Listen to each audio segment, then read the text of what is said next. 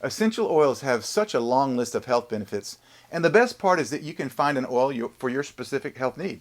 Some of you may prefer to liven up dishes with them, or maybe you even prefer the gentle aromatic effects of a massage. Whichever way you decide to use essential oils, it's best to know exactly what they are and how they can be applied. Join our good friend Eric Zielinski, who will carefully break down everything for you so that you can know more about essential oils. So what are essential oils?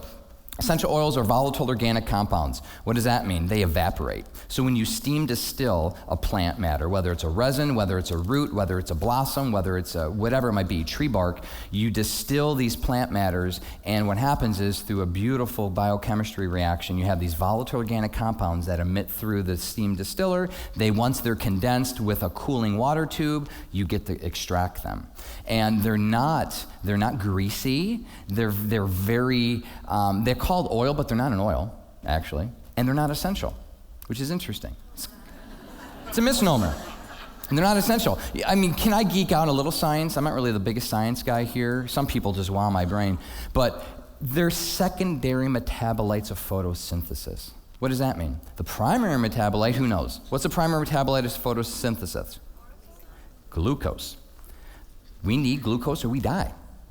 That's what plants use. That's what people, animals, we need. So photosynthesis, the whole point of photosynthesis is to create glucose. The secondary product, a lot of things, including essential oils. They are chemicals. They're alcohols, esters, ketones, things that there's no nutrition in them, no vitamins, no minerals, nothing, okay? But they're fat-loving and they're water-hating. That's why we call them oil. Comparatively, these are your fixed oils. Your coconut oil, your almond oil, your grapeseed oil, they're completely different. They're non-volatile, meaning they don't evaporate. They're very greasy.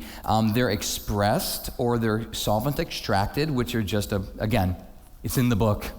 Don't worry about it. I cover all this stuff. This aromatherapy stuff. And it contains fatty acids.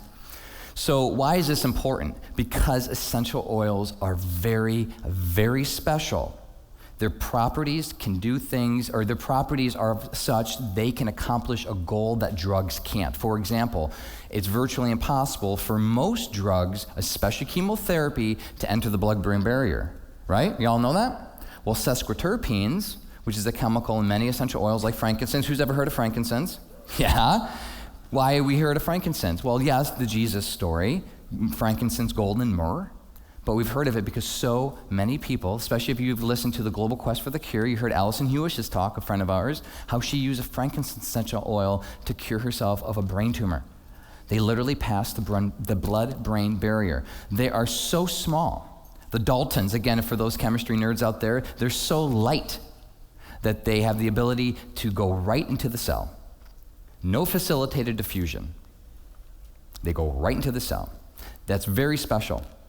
Because what they found, and I gotta be careful, especially for people that are live streaming. I don't want anyone to misconstrue me, especially my aromatherapy colleagues. I'm a aromatherapist. This is not an all or nothing thing.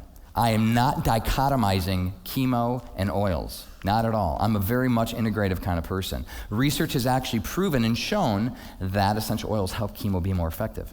And if you have an oncologist worth his or her weight in gold or salt, they will tell you they won't interact. You can use your essential oils and your chemo and your radiation, all right? So I'm not here to judge. And I gotta say, we have badges of honor here. Again, me, I've been on antibiotics one time in the last 10 years, right? Yeah, look at me. We brag about this. And then guess what happens to the person next to me who just took an Advil? They feel shamed. That's not the point of this. You know what I'm talking about. You really know what I'm talking about. If you're on chemo, if you're undergoing radiation, well, let's help your body react to it in a positive way. That's where essential oils come into play. They help with side effects like nothing else on the planet, literally. We hope you learned a lot from this video. If you learned something new, please take a few seconds to let us know in the comment section below. And stay tuned for upcoming Truth About Cancer live events and free broadcasts of our documentary films by clicking the links on the screen now. Thanks again, and God bless.